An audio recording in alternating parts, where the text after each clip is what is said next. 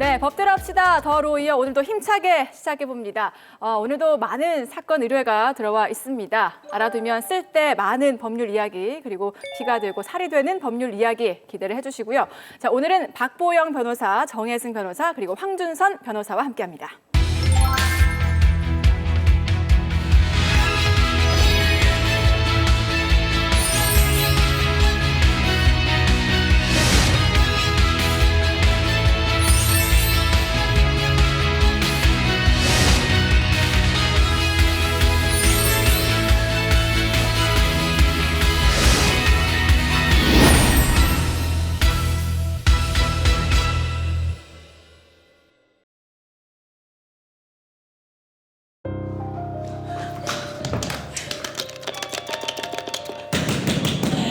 야, 우리 찬우 돌려줘.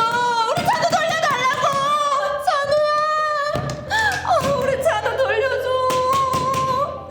찬우야. 찬우야.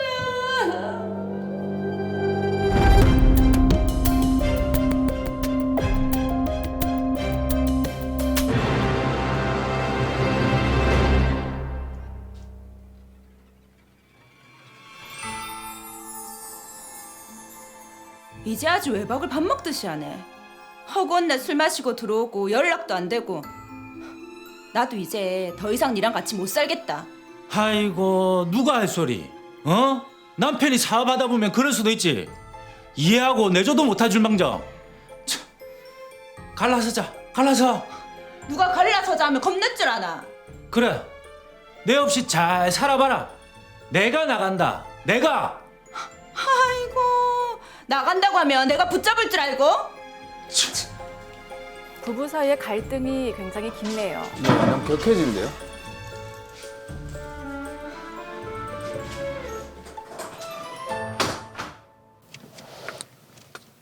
벨트 맸지 찬호? 네.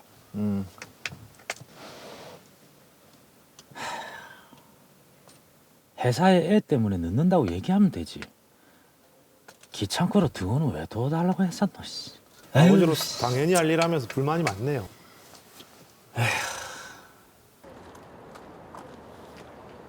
에이구, 예쁘다. 누구 닮아서 이렇게 예쁘노? 나가서 물 한 잔 마시고 있어. 네. 지금이 몇 시인데 안 오노? 아, 잠 좀 자자. 오늘은 네가 등원시켜라. 뭐라고? 등원은 도와주기로 했잖아요. 나도 회사 일이 바쁜데 어쩌라고. 나도 해줄 만큼 해줬다. 네가 알아서 해라. 아, 정말 무책임하네요. 생활비도 한 푼 안 주면서 나도 이제 더 이상 못 참겠다. 두고 봐라. 내가 이혼 소송 한다.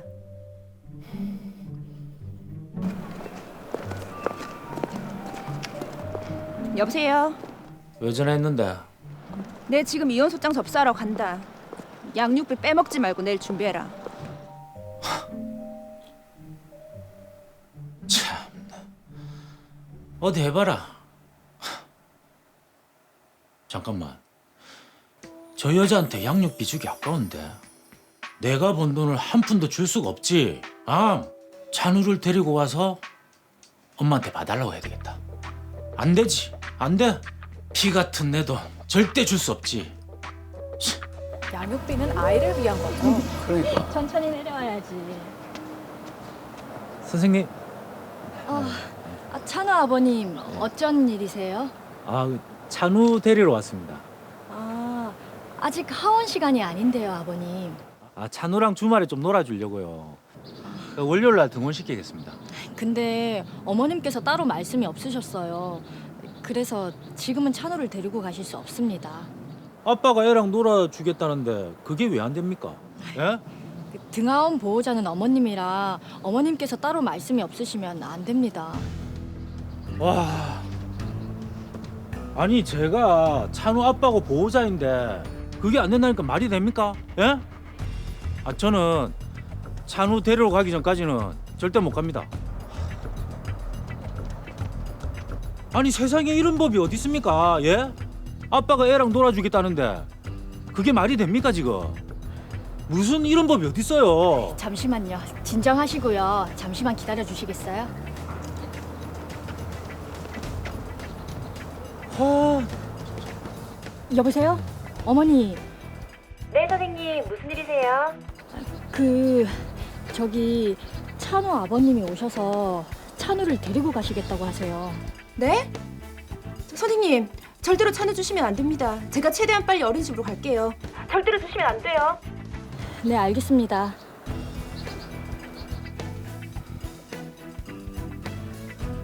아이를 억지로 데리러 가야 하네. 아, 네, 경찰서죠.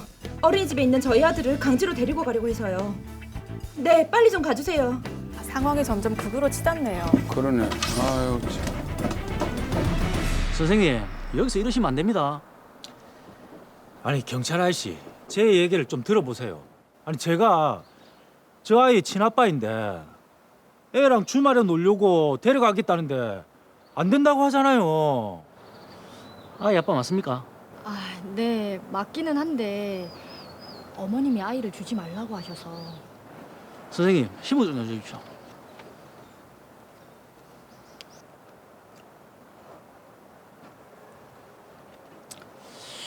여기서 이러지 말고 사모님이랑 이야기를 한번 잘해보십시오. 이야기를 안 해도 된다니까요.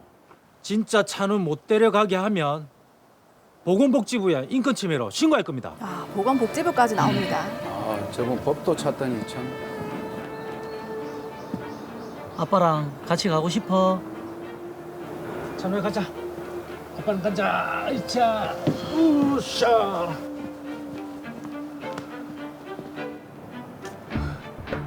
네, 어머니, 네, 선생님. 저 지금 가고 있어요. 찬우 아버님이 데리고 가셨어요. 네? 절대 안 된다고 했잖아요. 저도 어쩔 수가 없었습니다.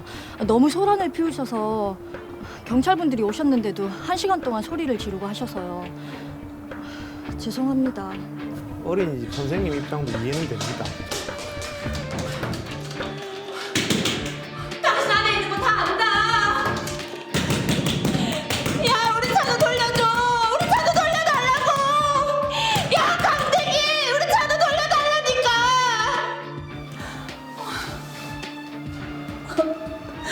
찬우야, 찬우야.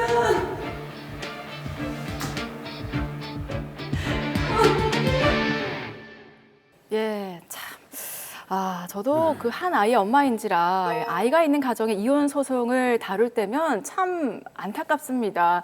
이게 지금 이혼 소송 중에 아빠가 아이를 억지로 데려간 거잖아요. 그렇죠. 예. 일단 사건을 정리를 해보면 더 로이어 사건 번호 제26호 주미란 씨가 저희에게 사건을 의뢰를 했습니다. 예. 주미란 씨와 남편 강대길 씨는 찬우라는 아들 한 명을 놓고 결혼 생활을 유지하고 있었습니다. 근데 둘 사이가 나빠져서 결국 별거를 하게 되는데요. 아들 찬우는 미란 씨가 양육을 하고 있었습니다. 예. 미란 씨도 일을 하고 있었기 때문에 등원이라도 좀 도와달라고 얘기를 했는데 며칠 정도 도와주고 그마저도 하지를 않습니다. 네. 거기에다가 남편 강대길 씨는 생활에 여유도 있으면서도 생활비를 주지 않고 주미란 씨는 이에 어쩔 수 없이 이혼 소송을 하게 됩니다. 네, 또 이혼 소송 중에 이제 사건이 일어나는 거잖아요. 그렇죠. 예. 남편 강대길 씨는 이혼을 하면 양육비를 줘야 되기 때문에 그게 싫어서 어린이집에 가서 아이를 강제로 데려오게 됩니다. 아, 이게 참 강대길 씨는 아빠 자격이 안 되는 사람 같습니다. 왜냐? 이게 아이를 사랑해서가 아니라 돈 때문에 양육비를 주기 싫어서 아이를 데려와서 그것도 부모님에게 맡기겠다? 그렇죠. 부모님은 또 무슨 죄입니까? 이게 정말 화가 나는 상황인데 황준선 변호사님, 우선 제가 봤을 때는 아이를 엄마가 데려오는 게 맞을 것 같거든요. 좀 어떻습니까? 예, 제가 봤을 때 주미란 씨가 아이를 키우는 것이 너무 당연한 상황이기 때문에 예. 충분히 데리고 올 수 있을 것 같습니다. 다만 그 절차가 그렇게 간단하지만은 않습니다. 어떤 부분에서 그렇습니까? 예, 아무리 엄마라고 할지라도 폭력을 동원하여 아이를 데려오는 것은 더 큰 분쟁으로 이어질 수도 있고 현실적으로도 쉽지가 않습니다. 예. 그래서 결국 소송 절차를 이용할 수밖에 없는 것이지요.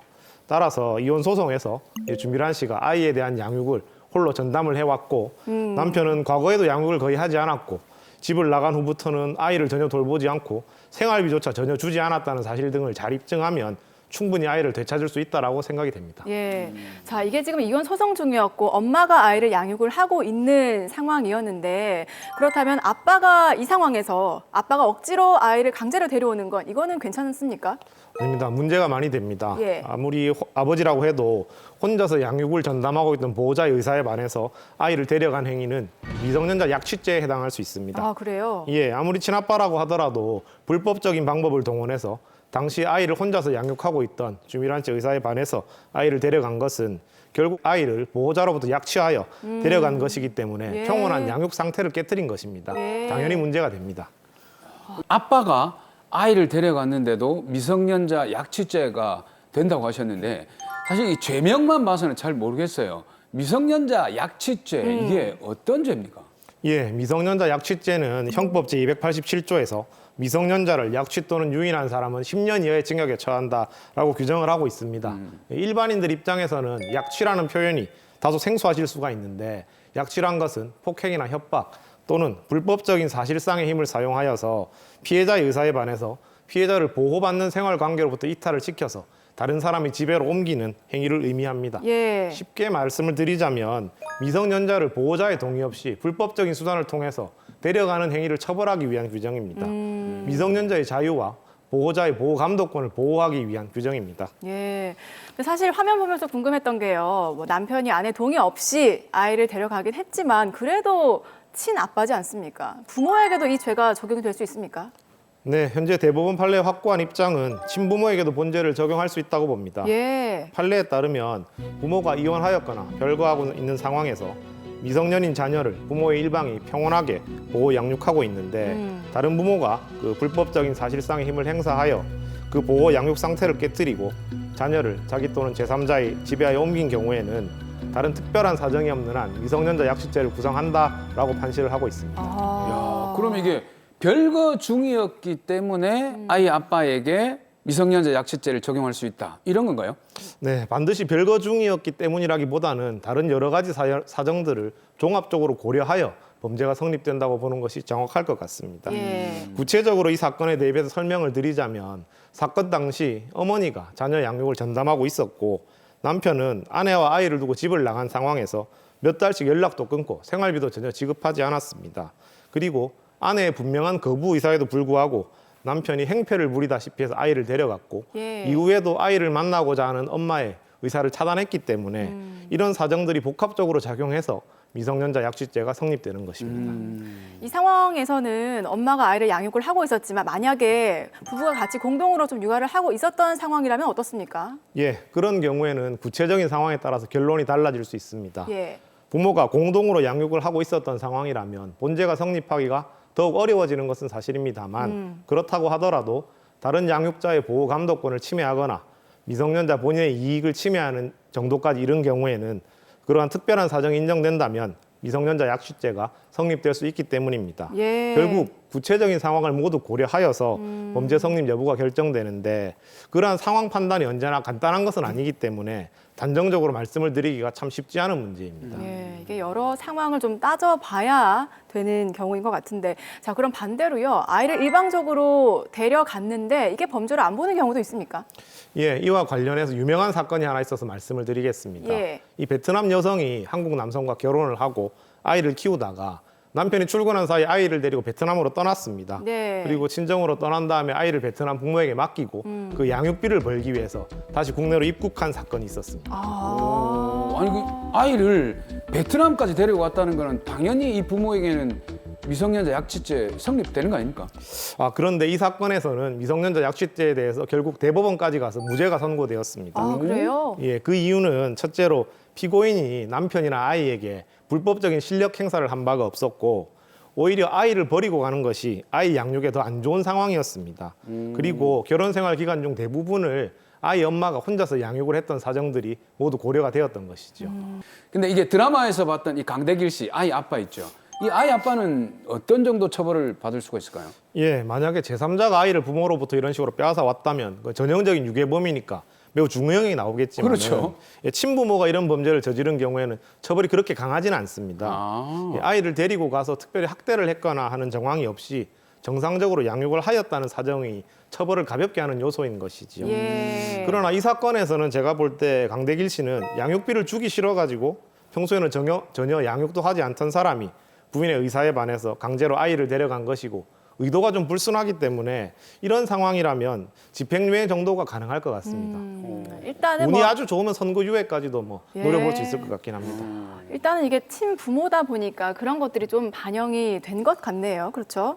자, 일단 이 사건은 엄마 미란 씨가 저희한테 의뢰를 했습니다. 근데 엄마 입장에서 보면 굉장히 안타까운 그 포인트가 있었습니다. 바로 경찰의 태도인데 신고를 했더니 경찰이 굉장히 소극적으로 제지를 했단 말이죠. 그렇기 때문에 아빠가 아이를 데려가게 됐는데 만약 이 상황에서 좀 경찰이 적극적으로 대처를 했다면 어떻을까 하는 안타까움이 들어요. 예, 사실 미란 씨 입장에서는 경찰의 대응이 많이 아쉬울 수 있을 것 같습니다. 예. 그런데 경찰이 적극적으로 대처하기도 쉽지 않았을 겁니다. 왜냐하면 제가 앞서 말씀드린 것처럼 친아버지의 경우 범죄가 성립되는지 여부가 구체적인 상황에 따라 달라질 수 있기 때문에 친아버지라는 사실만 확인한 경찰 입장에서는 현장에서 적극적으로 대응하는 것이 쉽지가 않은 것이죠. 그렇죠. 예. 예. 이 강대길 씨의 말과 주미란 씨의 말 중에 어떤 것이 진실인지를 현장에 출동한 경찰관이 바로 판단하기는 매우 어려운 문제입니다. 경찰 입장에서도 어떻게 보면 참 난감하다고 이렇게 정리가 될 것 같습니다. 자, 어쨌든 아빠가 아이를 데려갔습니다. 이혼 소송 중이기 때문에 또 양육권을 따져봐야 될 것 같은데 이 경우에는 양육권이 어머니한테 넘어가지 않겠습니까?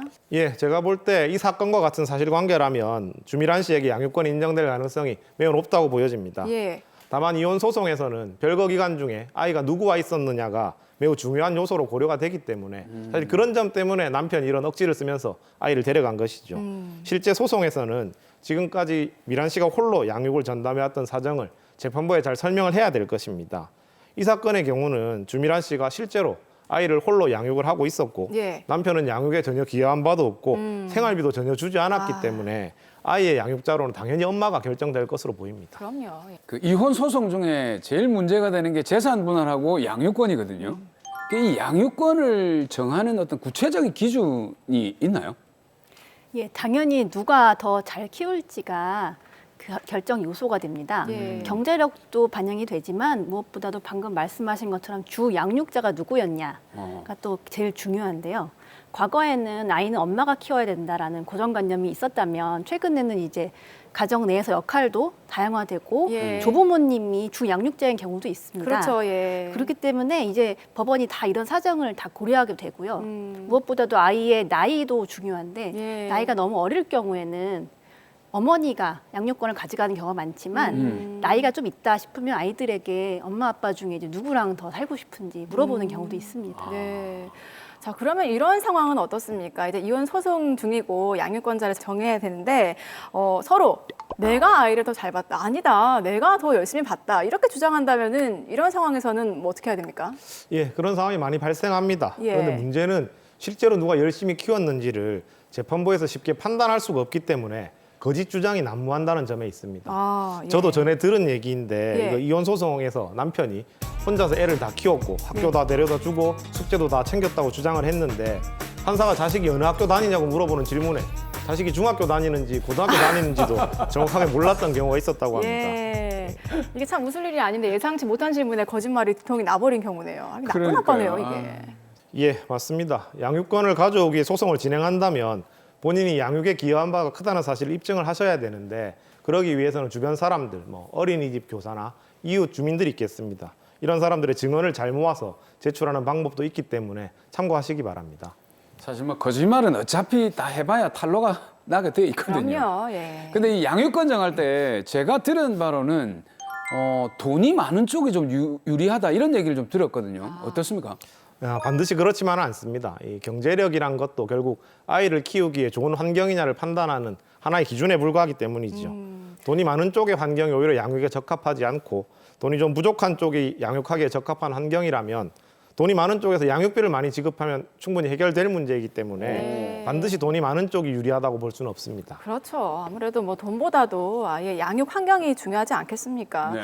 자, 그런데요, 이혼 과정에서 그러면 좀 이혼에 책임이 있는 유책 배우자라고 하죠. 유책 배우자인 경우에는 양육권 가족이 좀 불리하지 않을까요? 뭐 조금 불리한 정황이 있는 건 사실이지만 예. 반드시 그렇지는 않습니다. 과거 간통죄가 있던 시절의 판례인데 예. 어머니가 간통죄를 저질렀지만 양육권을 엄마에게 인정된 사례도 실제 있었습니다. 이 이혼이라는 것이 자녀들에게는 좀 상상하기 힘든 그런 큰 고통을 주는 것인데 자녀를 주로 양육해온 사람이 유책 배우자라는 이유로 양육권을 박탈당하게 된다면 아이들은 양육 환경에도 큰 변화를 겪게 되고 네. 그러면 더 큰 스트레스를 받게 됩니다. 따라서 유책 배우자라고 하더라도 아이의 양육은 주도적으로 잘 해왔고 앞으로의 양육 환경에도 큰 문제가 없다고 보면 얼마든지 양육권자로 인정받을 수 있습니다. 네, 맞아요. 또 부모가 이혼을 하더라도 어떻게 하느냐에 따라서 또 아이의 행복과 불행이 결정이 되는 거니까요. 자, 그럼 변호사님 마지막으로 의뢰인 주미란 씨에게 좀 해결책 어떻게 제시해 주시겠습니까?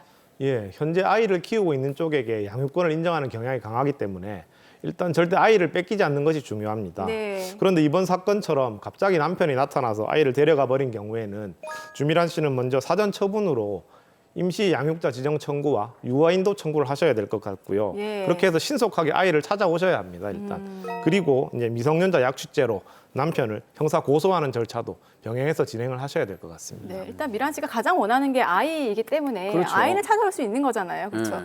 예, 뭐 지금 당장이라도 아이를 데려오고 싶은 마음이 크시겠지만 예. 차분하게 법적 절차를 밟으시면서 자신이 주도적으로 양육을 해왔고 본인과 함께 사는 것이 앞으로도 아이에게 좋은 양육 환경이라는 것을 성실히 입증하신다면 소송에서도 반드시 좋은 결과를 얻으실 수 있을 것 같습니다.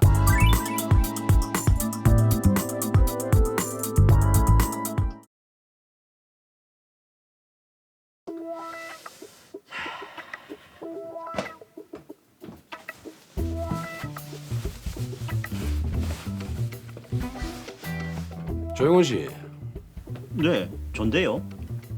당신을 향정신성 의약품 판매 위반 혐의로 구속하겠습니다. 예?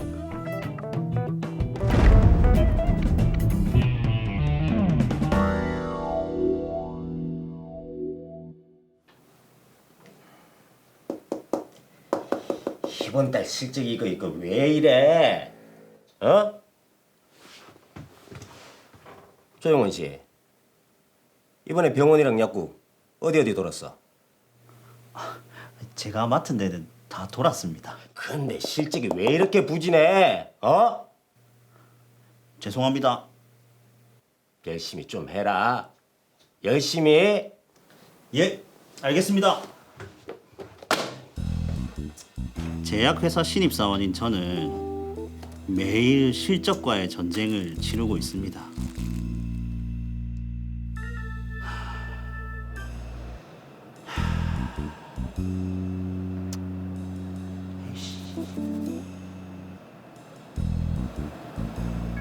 약속 잡기도 쉽지가 않네. 대체 어떻게 하면 실적이 오르겠노? 아, 제 고민해도 답이 안 나오는데.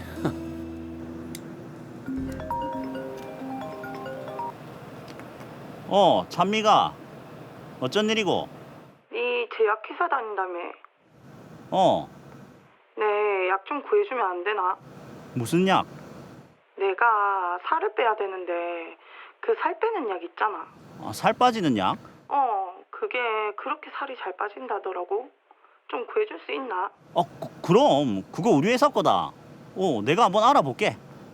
정말 영원히 니만 믿는다. 그래. 내 조만간 연락 줄게. 이야, 이 제약회사면 저런 전화 많이 받거든요. 네, 하지만 다 들어주면 안 되죠.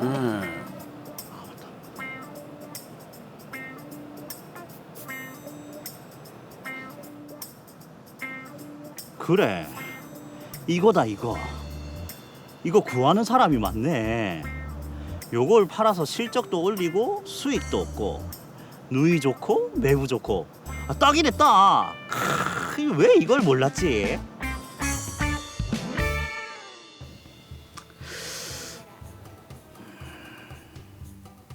어디 보자. 중고 사이트에 다이어트 약을 판매한다고 일단 올리고. 영원 씨, 어쩐 일로 보자고 했어요? 박 간호사님 잘 지내셨죠? 네, 저야 뭐. 요즘엔 우리 병원에 영업하시러 잘 안 나오시네요. 곧 갈 겁니다. 그런데 약을 좀 처방받을 수 있어요? 무슨 약이요? 아, 그 다이어트 약인데 우리 회사에서 나오는 거 있잖아요. 아, 그거 요즘 난리죠. 근데 그걸 왜... 아니, 친구가 살을 빼는데 꼭 필요하다고 해서요. 근데 인적사항이 있어야 돼요. 처방전 내려면. 일단 제 인적사항 먼저 드릴게요. 친구 거 받으려면 또 시간이 걸리니까. 친분이 있었던 간호사님께 부탁해서 약을 처방받은 저는 그걸 인터넷 중고 사이트에서 판매했습니다. 아, 이게 문제가 될 것 같죠. 네. 하지만 한 번으로 끝났어야 했을 실수는 계속 이어졌고 저는 영업 실적과 돈 때문에 다이어트 약 판매를 끊을 수 없었습니다. 실수라고 알면서. 야, 우리 이영원 씨 이번 달에도 실적 많이 올랐네. 그래, 지금처럼만 해. 과장님, 감사합니다. 그래.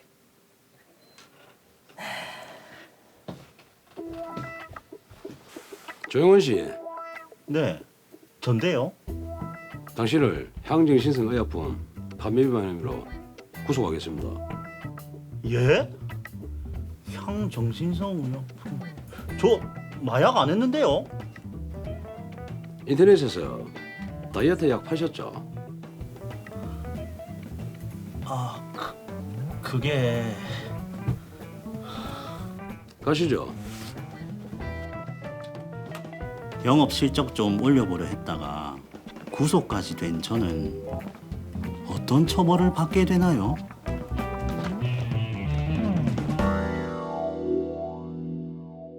예, 참 실적, 참 그 두 글자가 뭔지 야속합니다. 이게 실적을 올리려다가 범죄를 저지르게 된 그런 사연이죠. 그렇죠. 예. 간단하게 사건을 좀 정리해 보도록 하겠습니다. 더 로이어 사건 번호 제27호 의뢰인 조영원 씨의 사연입니다. 예. 제약회사 영업사원이었던 조영원 씨는 실적의 압박에 시달리다가 친구의 부탁으로 향정신성 의약품으로 분류가 된 다이어트 약을 처방받아 줍니다. 근데 알고 봤더니 이 약이 인기가 꽤 있었던 그런 제품입니다. 네. 거기다 또 본인이 다니던 제약회사의 제품이기 때문에 실적에 도움이 될 거라고 생각을 했던 거죠. 그래서 가족과 지인들의 인적 사항을 이용해서 대리 처방을 받게 되고 이걸 인터넷 중고 사이트에 올려서 50여 차례 판매를 하다가 구속이 된 겁니다. 예, 정말 이름처럼 영원할 줄 알았던 그 삶이 잘못된 선택으로 나락으로 떨어지게 됐습니다. 우리 정혜승 변호사님은 의료 전문 변호사시니까 이 사건 좀 어떻게 보셨습니까? 예, 매우 안타깝게 봤습니다. 네. 아마도 영원 씨는 자기가 다니는 회사에서 취급하는 약품이고 그리고 병원에서도 처방되는 약품이니까 괜찮다 생각했던 것 같은데 네. 사실 이 약은 마약처럼 취급되는 약품이거든요. 네, 근데 이게 다이어트 약이라고 인터넷에서도 꽤 인기가 있었는데 이게 어떻게 마약입니까? 그러니까? 네, 일반적으로 마약이라고 하면 경각심을 절로 가지지만 영원 씨처럼 공식적으로 유통되는 약품 중에도 마약과 동일한 취급을 받고 있는 약품이 있습니다. 네, 저도 다이어트 약 복용해 본 적이 있거든요. 많이 들으니까 예, 굉장히 지금 일단 섬찟한데 일단 의뢰인의 입장에서 가장 궁금해하시는 게 어떤 처벌을 받게 될 것인가거든요. 어떻습니까? 예, 마약을 사거나 팔면 처벌받는다는 것은 모두 잘 알고 계실 것입니다. 네.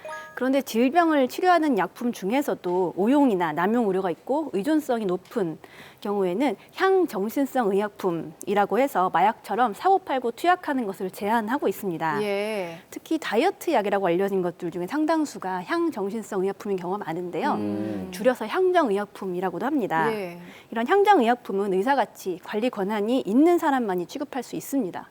그래서 영원 씨처럼 관리 권한이 없는 사람이 판매하면 안타깝지만 5년 이하의 징역이나 5천만 원 이하의 벌금을 받을 수 있습니다. 와, 이게 향정신성 의약품 이게 관리 권한 없이 취급하는 것 자체만 해도 엄청나게 처벌이 센데요. 예, 그렇기도 그렇고 그 의약품 자체가 다이어트 약이 정신과적 치료를 한다고 하니 그게 저는 더 그러네. 흔히 다이어트가 정신적인 싸움이라서 그런 건지 아닌지는 모르겠습니다만 어쨌든 일단 이 사건을 짚어보면요. 의사가 그 처방, 진찰 없이 처방을 내준 건 이것도 문제가 되지 않을까요? 예, 물론 문제가 됩니다. 예.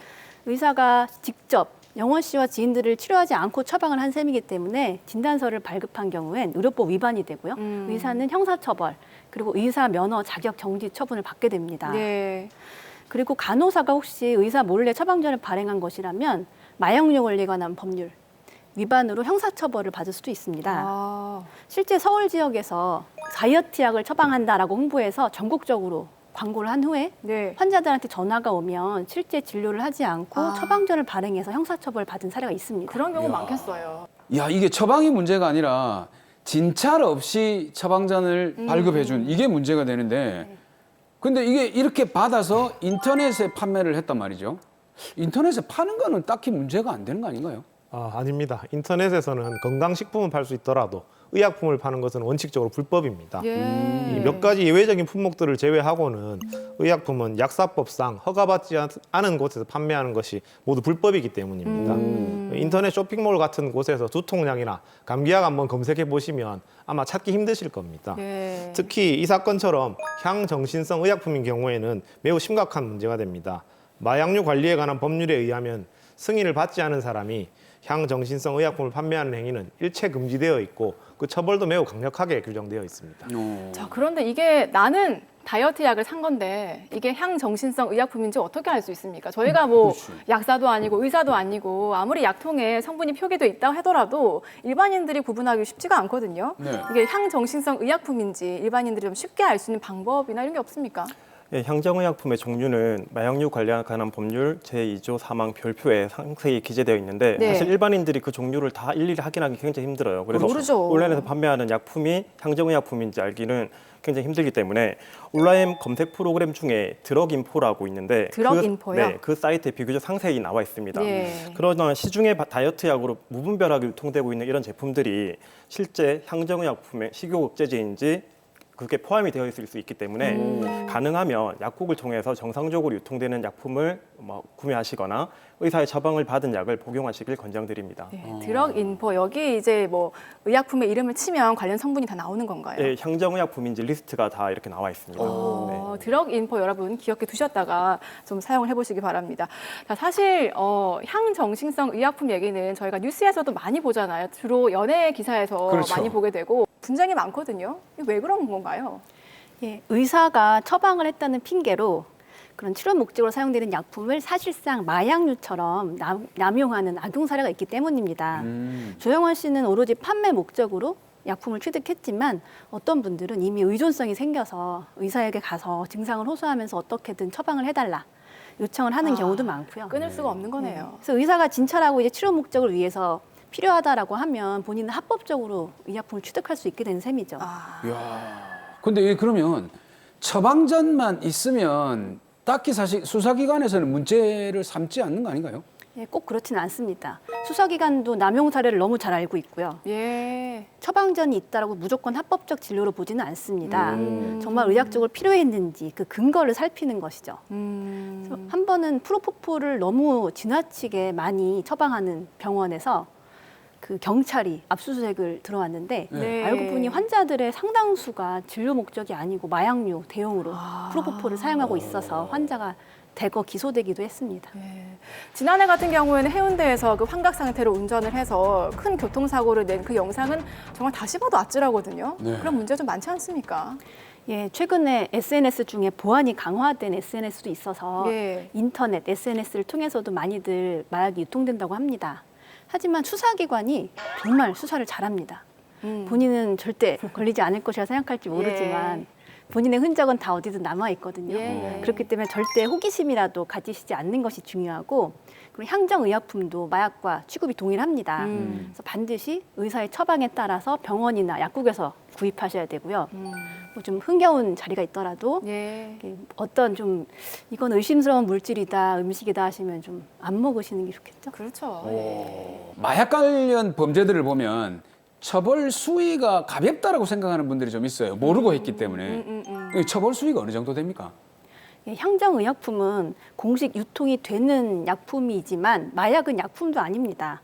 그렇기 때문에 마약을 제조하거나 수출입하는 경우에는 최대 무기징역까지 선고가 가능하고요. 그리고 그 사고 파는 행위, 투약하는 행위도 마약의 종류에 따라서는 최대 30년 네, 최대 30년 징역 선고도 가능합니다. 법에서도 이 마약을 아주 무겁게 이제 보고 있는 건데, 네, 화면에서 영원 씨 같은 경우에는 제약회사 직원이잖아요. 그러면 본인이 오히려 그런 기준들을 더 잘 알고 있을 텐데, 그렇죠. 근데 이런 범죄를 저질렀거든요. 이런 경우에는 좀 가중처벌이라고 해야 될까요? 형이 좀 더 무거울 것 같은데요. 예, 물론입니다. 이분은 본인이 이제 비약회사 직원이었고 예. 향정의약품이 얼마나 위험한지 알고 있었을 것입니다. 그렇기 때문에 아마 형량에 무겁게 반영될 것입니다. 참 알만한 사람이 실적인 눈이 멀어가지고 그렇죠. 참 안타까운 사연입니다. 자, 그런데 그럼 영원 씨가 판매한 그 향정신성 의약품을 사는 것도 혹시 문제가 됩니까? 만약 향정의약품이 아닌 약품이라면 뭐 사는 것은 괜찮을 수 있습니다. 네. 하지만 향정의약품은 약사법이 아닌 마약류 관리에 관한 법률에 적용을 받게 됩니다. 그래서 사고 파는 행위는 물론이고 설사 공짜로 주고받았다고 해도 처벌이 됩니다. 일단 가지고 있어도 안 되는 거네요, 이거는. 그러네. 네. 근데 이제 이번 사건 같은 경우는 형사 사건인데 변호인의 입장에서 보면 어떤 점에 중점을 둬서 변호를 해야 될까요? 예, 일단 영원 씨는 충분히 반성을 해야 합니다.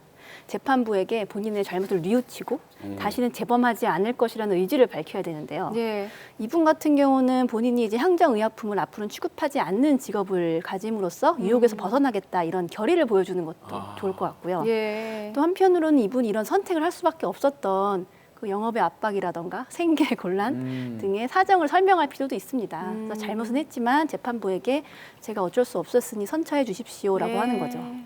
참 그래요. 이미 벌어진 일을 어떻게 하겠습니까? 잘못을 인정하는 태도가 법정에서 더 효력을 가질 것 같다는 느낌이 듭니다. 자, 그럼 마지막으로 조영원 씨를 위해서 의료 전문 변호사로서 어떤 좀 해결책 제시해 주시겠어요? 예, 저는 이 사건의 영원 씨보다는 예비적으로 있을지 모르는 조영원 씨들을 위해서 솔루션을 제공해드리고 싶습니다. 네. 약물은 오직 치료를 위해서만 사용해야 됩니다. 반드시 의사의 진찰과 처방이 있어야 되고 약물을 오남용하시는 경우에 언젠가는 본인도 영원 씨처럼 될 수 있다는 것을 늘 생각하시고 마약만큼이나 무서운 향정신성 의약품에 사고 파는 행위는 물론 접근도 조금 자제하시는 것이 좋겠습니다.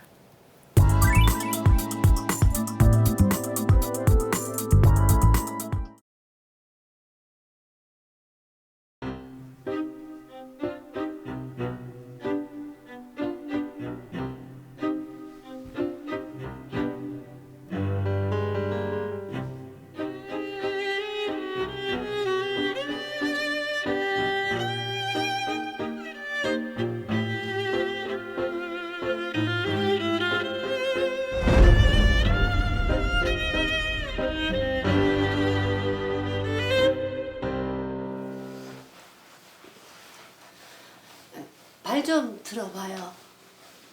이게 어디서 남편한테 이래라 저래라고 어허. 여보, 근데 오늘 일은 어떻게? 와 장인어른이 돈 대줬다고 뭐 유세라도 떨고 싶나? 아니 그런 게 아니잖아요. 출근하는 날인데 집에 있으니까. 네가 걱정 안 해도 회사는 잘 돌아간다. 니는 돈만 갖다 주면 되는 거 아이가? 무슨 말을 그렇게 해요? 와, 내 말이 틀린나? 난 잘못한 거 없거든. 남편과는 중매로 만났습니다. 무뚝뚝한 사람인 줄은 알았지만 결혼 후 그가 보여준 모습은 상상 이상이었습니다.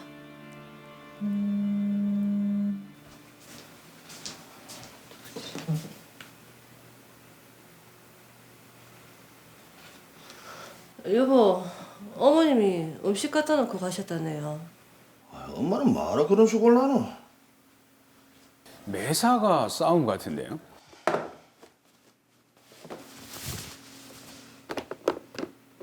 떡도 있고 음식 많이 챙겨주셨네요.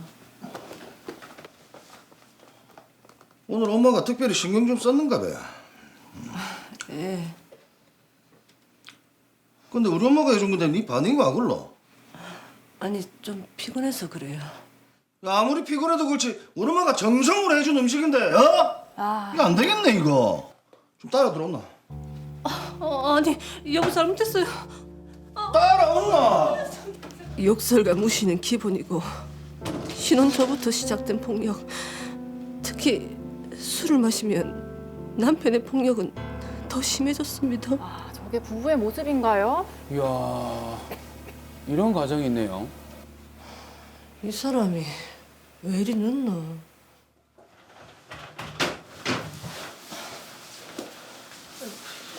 여보, 오늘 또 술 마셨어요. 마시지. 예쁜 연니아들 나오는 좋은 데 가갖고 마시지. 뭐라고요? 나는 결혼 전부터 사귀던 연상의 누나도 있는데. 아니, 그게 아내한테 할 소리예요? 그럼 어디 가서 사갖고? 내가 잘못한 것도 아닌데. 아 근데 니 오늘 안 맞아갖고 또 그래 따박따박 말대꾸제. 뭐라고요?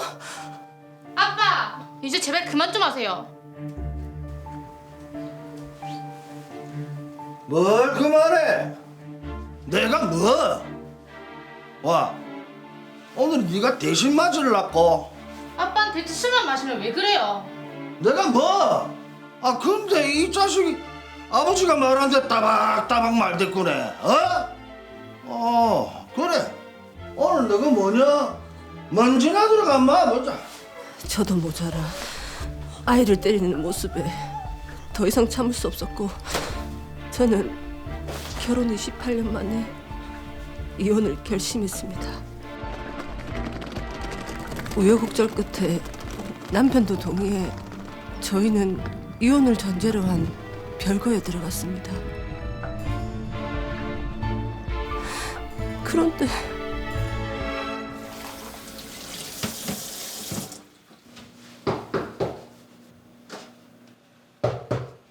누구세요? 여보! 왜 찾아옵니까? 현지 어디 있어? 이 새끼. 현지 나오라 그래. 술 마셨어요? 여보 왜 이래요? 현지 나오라 그래. 이게 아빠가 안돼 숨어 있어. 저게 지금 아빠의 모습입니까? 야. 경찰서죠. 저희 남편이 지금 저랑 우리 딸을 때려요. 이러다 우리 딸 죽겠어요. 빨리 제발 말을 좀 얻으세요.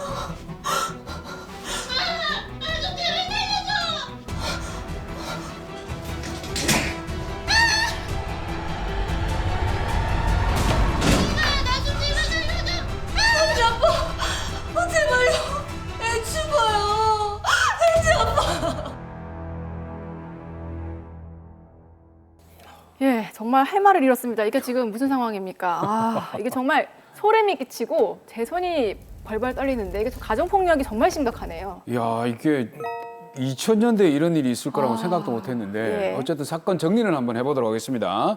자, 더 로이어 사건 번호 제28호 백수정 씨의 사연입니다.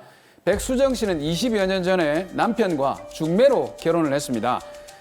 결혼 당시에 남편은 특별한 직업이 없었는데요.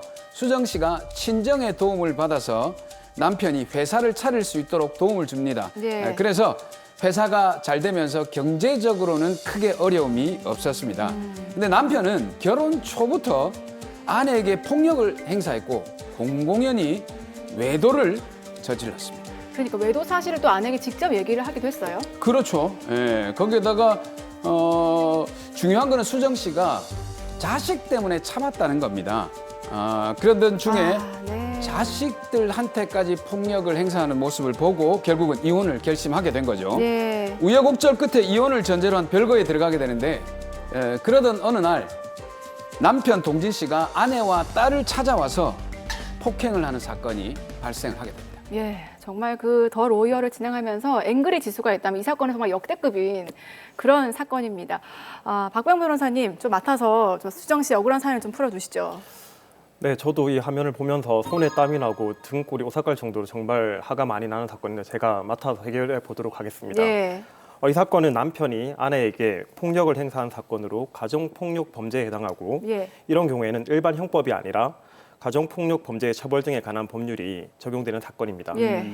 요즘에도 이런 가정이 있는지 의아해하시는 분들이 많은데 실제로 가정폭력 범죄는 공개된 통계 수치보다도 훨씬 빈번하게 일어나고 있고 예. 그 사안 또한 굉장히 심각한 경우가 많습니다. 그래서 이런 문제를 직접적으로 규율하기 위해 가정폭력처벌법을 제정해서 형사처벌 절차에 관한 특례를 규정하고 있는데요. 예. 예를 들어 부모가 자녀에게 폭행 행위를 한 경우 형사소송법 224조에 따르면 자기의 직계 존속을 고소하지 못한다고 제한되어 있는데 그렇죠. 이 법에 따라서 자녀가 부모를 가정폭력법으로 고소할 수 있게 됩니다. 자, 우선 의뢰인인 엄마 수정 씨는 그럼 어떻게 해야 될까요?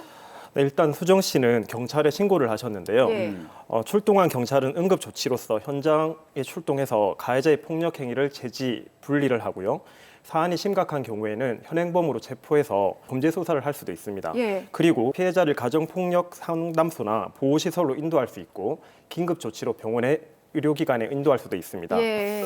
또한 피해자는 피해자 보호 명령이나 신변 보호 조치를 청구할 수도 있습니다. 예. 말씀하신 피해자 그 보호 명령 이걸 요청하면은 어떤 조치가 이루어집니까?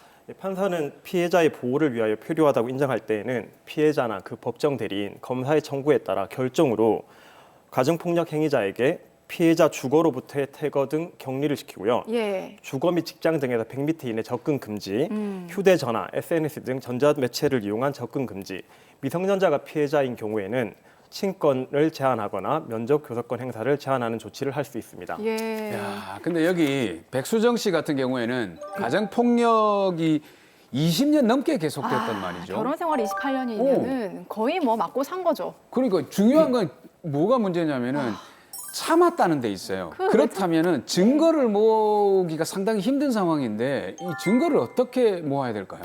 사실 가정폭력이 있을 때마다 경찰에 신고를 해서 그런 기록이 남아있으면 좋은데 대부분 자식들 때문에 또는 주변에 부끄러워서 그냥 참고 넘어가는 경우가 사실 다반사입니다. 이런 경우 과거에 피해 증거를 확보하기 굉장히 현실적으로 어려운데요.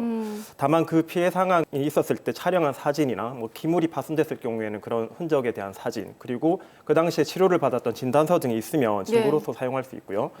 또는 당시 상황을 누구에게 얘기를 하셨거나 아니면 누구에게 그런 모습을 보여주셨으면 그때 상황을 이제 경험하거나 들었던 사람에 대한 사실 확인서, 진술, 녹음 파일 등이 증거로서 사용될 수는 있습니다. 아유, 뭐 부끄러워서 병원이라도 가셨겠어요. 그러니까. 예. 자, 그리고 이 사연 같은 경우에는 그 엄마뿐만이 아니라 딸도 이제 아빠한테 폭행을 당했습니다. 이게 진짜 아빠입니까?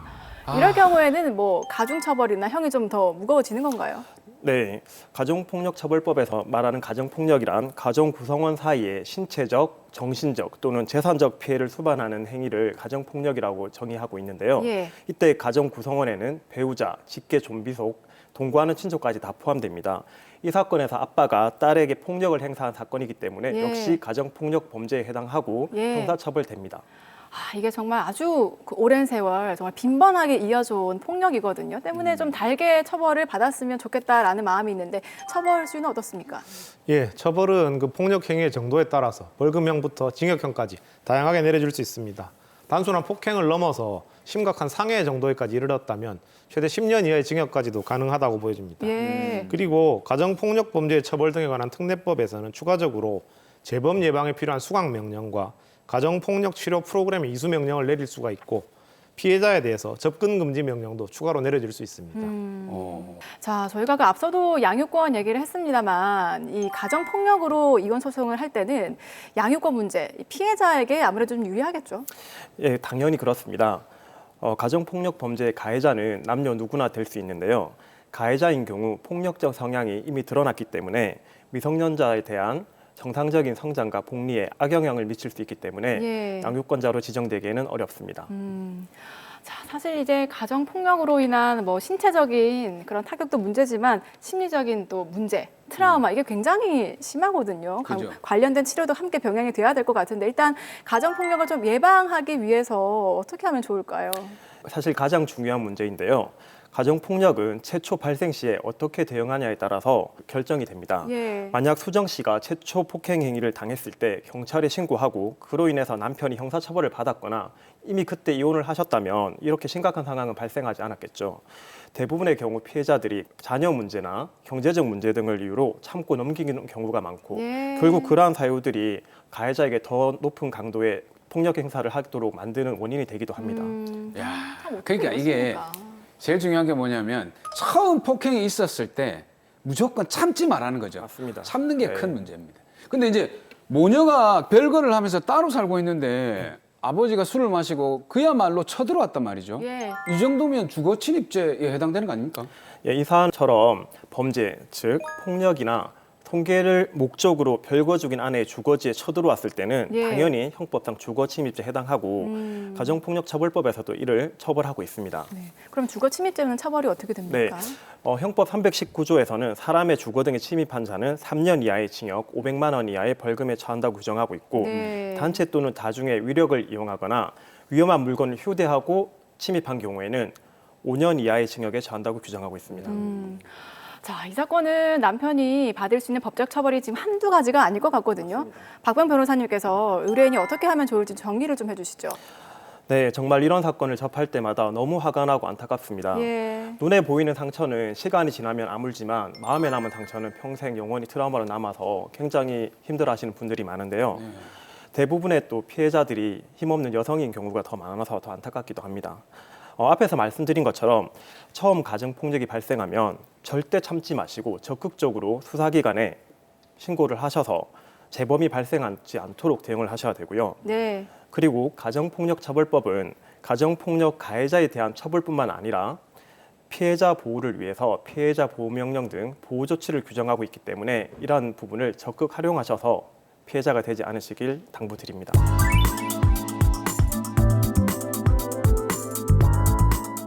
네, 법대로 합시다 더 로이어. 오늘도 다양한 사건들을 통해서 저희가 법적 분쟁을 해결해보는 시간 가져봤습니다. 예, 사무장님, 저희가 막판에 이제 폭력 얘기를 하면서 네. 분위기가 굉장히 다소 무거워졌는데 네. 사무장님이 정리를 좀 해주시되 네. 오늘도 한번 노래로 부탁을 드려봐도 될까요? 아무래도 재미가 좀 들으신 것 같습니다. 근데 이 방송에서 이런 노래를 해도 될지 모르겠습니다만 예. 일단 한번 불러보죠. 결혼은 미친 짓이야. 정말 그렇게 생각해.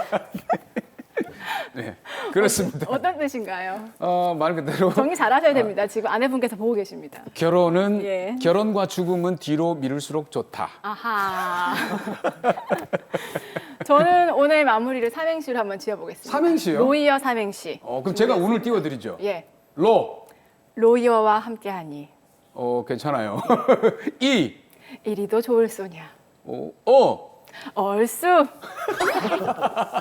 약간 좀 헛웃음 나는 거긴 하지만 그래도 저 나름대로는 아주 깊은 의미가 있습니다. 오늘 변호사님들이 들려주신 법적 꿀팁들 잘 새겨 들어야겠다. 네. 놓치지 않아야겠다. 이렇게 한번 정리를 해보면서요.